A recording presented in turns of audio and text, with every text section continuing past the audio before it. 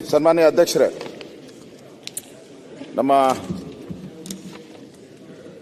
ರಾಜ್ಯದ ಮುಖ್ಯಮಂತ್ರಿಗಳು ಸನ್ಮಾನ್ಯ ಸಿದ್ದರಾಮಯ್ಯನವರು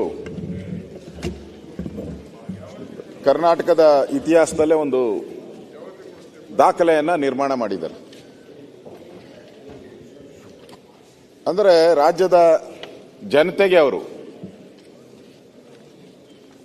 ಈ ಸಾಲ ಮಾಡೋದರಲ್ಲಿ ಯಾರು 1 ಲಕ್ಷನ ಕ್ರಾಸೇ ಮಾಡಿರಲಿಲ್ಲ. First time in the history, ಕರ್ನಾಟಕದ ರಾಜ್ಯದ ಇತಿಹಾಸದಲ್ಲಿ ಫಸ್ಟ್ ಟೈಮ್ 1 ಲಕ್ಷನ ಸಾಲನ ಮಾಡೋ ಮುಖಾಂತರ ದಾಟಿಸಿದ್ದಾರೆ. ಸಾಲನ 1 ಲಕ್ಷದ ಮೇಲೆ 1,16,000 ಸಾಲವನ್ನ ಮಾಡಿದ್ದಾರೆ.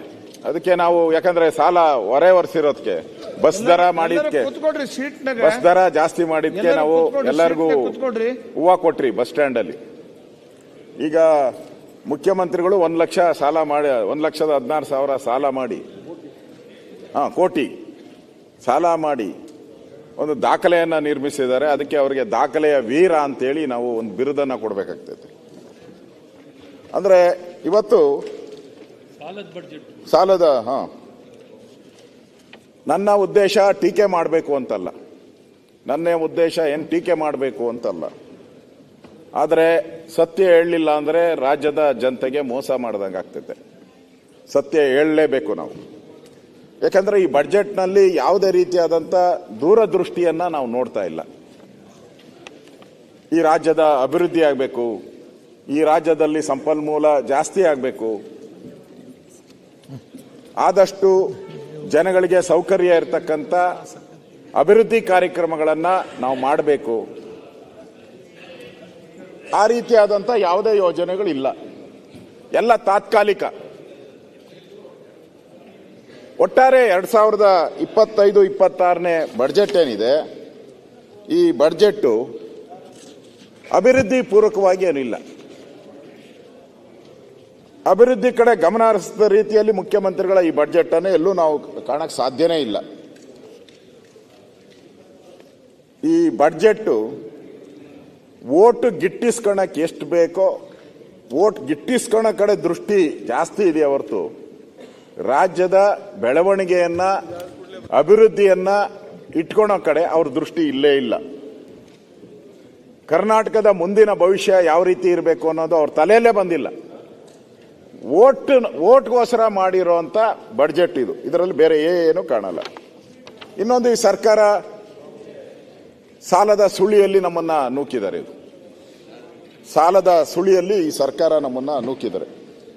ಉದ್ಯೋಗ ಸೃಷ್ಟಿ ಮಾಡೋದ್ರಲ್ಲಿ ಎಲ್ಲೂ ಅವ್ರ ಬಜೆಟ್ ಅಲ್ಲಿ ಉದ್ಯೋಗ ಸೃಷ್ಟಿಗೆ ಯಾವುದೇ ರೀತಿಯಾದಂಥ ಒತ್ತು ಕೊಟ್ಟಿರುವಂತ ಒಂದೇ ಒಂದು ಲೈನು ಇಲ್ಲ. ಅವರು ಆ ಬಜೆಟ್ ಅಲ್ಲಿ ಒಂದು ಲೈನು ಇಲ್ಲ.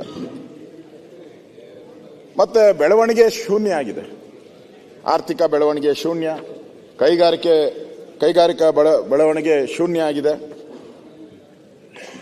ಅಂದ್ರೆ ದೀರ್ಘಾವಧಿಯಲ್ಲಿ ನಾವು ಈ ರಾಜ್ಯನ ಅಭಿವೃದ್ಧಿ ಮಾಡಬೇಕು ಅಂತ ಯೋಚನೆಯನ್ನ ಮಾಡಬೇಕಾಗಿತ್ತು. ಅವರು ನೀರಾವರಿ ಯೋಜನೆಗಳಿಗೆ ಹಣ ಕೊಟ್ಟಿದ್ರೆ ಸಂಪನ್ಮೂಲ ಅದು ರೈತರಿಗೆ ಹೋಗ್ತಾ ಇತ್ತು, ರೈತರಿಂದ ಬೆಳೆ ಬರ್ತಾ ಇತ್ತು, ರಾಜ್ಯದ ಆದಾಯ ಜಾಸ್ತಿ ಆಗ್ತಾ ಇತ್ತು. ಕೈಗಾರಿಕೆಗಳು ಬಂದಿದ್ರೆ ಉದ್ಯೋಗ ಸೃಷ್ಟಿ ಆಗ್ತಾ ಇತ್ತು, ಅದರಿಂದ ನಮ್ಮ ಟ್ಯಾಕ್ಸ್ ಕಲೆಕ್ಷನ್ ಜಾಸ್ತಿ ಆಗ್ತಾ ಇತ್ತು. ಇದರ ಕಡೆ ಗಮನ ಹರಿಸ್ದಂಗೆ ಎಲ್ಲೂ ನಾನು ಕಾಣ್ತಾ ಇಲ್ಲ. ಇಲ್ಲಿ ನನಗನ್ಸೋ ಪ್ರಕಾರ ನಮ್ಮ ಮುಖ್ಯಮಂತ್ರಿ ಸಿದ್ದರಾಮಯ್ಯನವರು ಒಂದು ಕವನ ಬರೆದಿದ್ದಾರೆ. ಆ ಕವನ ಏನು ಅಂತ ಹೇಳಿದ್ರೆ, ಆ ಗಂಟಲು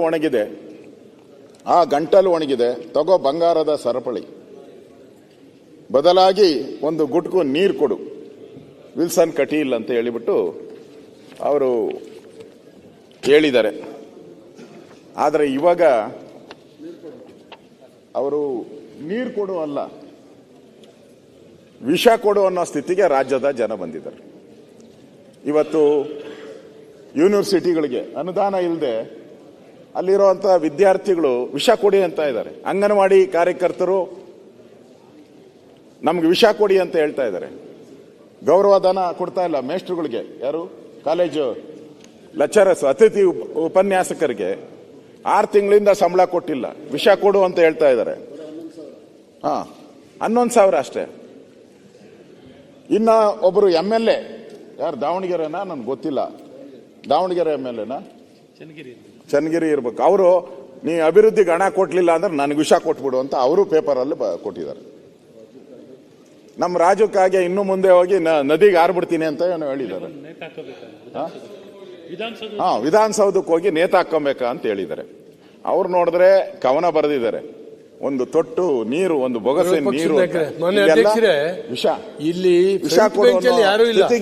ಒಬ್ಬ ವಿರೋಧ ಪಕ್ಷದ ನಾಯಕರು ಮಾತಾಡ್ತಾ ಇದ್ದಾರೆ, ಮುಖ್ಯಮಂತ್ರಿಗಳಿರ್ಬೇಕಾಗ್ತದೆ ಹಣಕಾಸು ಅವರು ನಿರ್ವಹಣೆ. ಯಾರು ನೋಡೋದು? ಇಷ್ಟು ನೆಗ್ಲಿಜೆನ್ಸಿ ಅಂತ ಹೇಳಿದ್ರೆ ಏನ್ ಅರ್ಥ ಸರ್ ಇದು? ಅಪೋಸಿಷನ್ ಲೀಡರ್ ಮಾತಾಡುವಾಗ ಇರೋದಿಲ್ಲ, ಪ್ರಮುಖವಾದಂತ ಸಚಿವರು ಮುಖ್ಯಮಂತ್ರಿಗಳೇ ಇರಬೇಕು. ಸಿದ್ದರಾಮಯ್ಯ ಇರುವಾಗ ಮುಖ್ಯಮಂತ್ರಿಗಳಿಲ್ದೇ ಮಾತಾಡೋದಿಲ್ಲ ಅಂತ ಕೂತಿದ್ರು ಅವರು. ಇದರ್ಥ ಏನು? ರಿಕಾರ್ಡ್ ನೋಡ್ತಾರೆ ಬಿಡಿ, ಅವರು ನೋಡ್ತಾರೆ. ಅಧಿಕಾರಿಗಳಿಲ್ಲ, ಡಿಪಾರ್ಟ್ಮೆಂಟ್ ಅಧಿಕಾರಿಗಳೆಲ್ಲ ಪತ್ರ ಕೊಟ್ಟಿದಾರ, ನಮ್ಗೆ ಹುಷಾರಿಲ್ಲ, ಮುಖ್ಯಮಂತ್ರಿಗಳನ್ನ ಬರಲ್ಲ ಅಂತ. ಅಲ್ಲ ಸರ್, ನಿಮ್ ಸಭಾಧ್ಯಕ್ಷರಿಗೆ ಏನಾರು ಮುಖ್ಯಮಂತ್ರಿ ಪತ್ರ ಕೊಟ್ಟಿದಾರ? ಮಾತಾಡಬೇಡಿ, ನಮ್ಗೇನೋ ಹುಷಾರಿಲ್ಲ, ನಾನು ಬರ್ಲಿಕ್ಕಾಗಲ್ಲ ಅಂತ ಏನೋ ನಿಮ್ಗೇನೋ ಪತ್ರ ಕೊಟ್ಟಾರ? ನಾಯಕರು ಮಾತಾಡಬೇಡಿ, ಏನಾರು ಕೇಳಿದಾರ? ನಿಮ್ಮ ಪರ್ಮಿಷನ್ ತಗೊಂಡಿದಾರ? 6 ಜನ ಇದ್ದಾರೆ. ಪ್ರತಿಪಕ್ಷ ನಾಯಕರು ಮಾತಾಡ್ತಿರ್ಬೇಕಾದ್ರೆ ಮುಖ್ಯಮಂತ್ರಿಗಳಿರ್ಬೇಕು, ಆರ್ಥಿಕ ಸಚಿವರು ಕೂತ್ಕೋಬೇಕು. ಇನ್ಯಾರಿಗೆ ಮಾತಾಡೋದು ಸರ್? ಫೈನಾನ್ಸ್ ಸೆಕ್ರೆಟರಿ ಕೂಡ ಇಲ್ಲ ರೀ ಅಲ್ಲಿ ಇದರಲ್ಲಿ. ಯಾರಿದ್ದಾರೆ ಫೈನಾನ್ಸ್ ಸೆಕ್ರೆಟರಿ? ಪ್ರತಿಪಕ್ಷದ ನಾಯಕರು ಈಗ ಮಾತಾಡಬೇಡಿ, ಅವ್ರು ಬರ್ಲಿ ಮತ್ತೆ ಮಾತಾಡಿ ಸರ್. ನೀವು ಏನ್ ಸರ್ ಇದು? 6 ಜನ ಫೈನಾನ್ಸ್ ಅವರು ಇಲ್ಲ, ಯಾರು ಇಲ್ಲ. ಇಷ್ಟು ನೆಗ್ಲೆಕ್ಟ್ ಮಾಡ್ತಾರೆ ಸರ್. ಅರ್ಜೆಂಟ್ ಮಾಡಿ ಬರ್ಲಿ, ಅವ್ರು ಅರ್ಜೆಂಟ್ ಆಗಲಿ ಸರ್. ಅರ್ಜೆಂಟ್ ಮಾಡಿ, ಅರ್ಜೆಂಟ್ ಮಾಡಿ. ಮಂತ್ರಿಗಳಿದ್ದಾರೆ ಇನ್ನು. ನಾಗೇಂದ್ರ ಅರ್ಜೆಂಟ್ ಮಾಡ್ರಿ, ಅರ್ಜೆಂಟ್ ಮಾಡಿ, ಅರ್ಜೆಂಟ್ ಮಾಡ್ರಿ, 15 ನಿಮಿಷ ಅಲ್ಲ ಸರ್, ಅರ್ಜೆಂಟ್ ಆಗ್ಬೇಕು. ಸದನದ ಗೌರವ ಕಾಪಾಡೋದು ಚಾರ್ಜ್ ಒಬ್ಬರಿದ್ದಾರೆ ಅಲ್ಲ ಸರ್, ಸದನದ ಗೌರವ ಕಾಪಾಡೋದು ನಿಮ್ ಕರ್ತವ್ಯ ಸರ್. ಈ ರೀತಿ ಮಾಡ್ತಿದ್ದಾರೆ 6 ಜನ ಅಲ್ಲ ಸರ್, ಈ ರೀತಿ ನೀವು ನಡೆಸೋದು. ಅಲ್ಲಿ ಫೈನಾನ್ಸ್ ಸೆಕ್ರೆಟರಿ ಇಲ್ಲ, ಮುಖ್ಯಮಂತ್ರಿಗಳಿಲ್ಲ, ಏನ್ ಹೇಳ್ತಾರೆ ಹೇಳಿ ಸರ್. ಮಾತಾಡ್ಲಿ.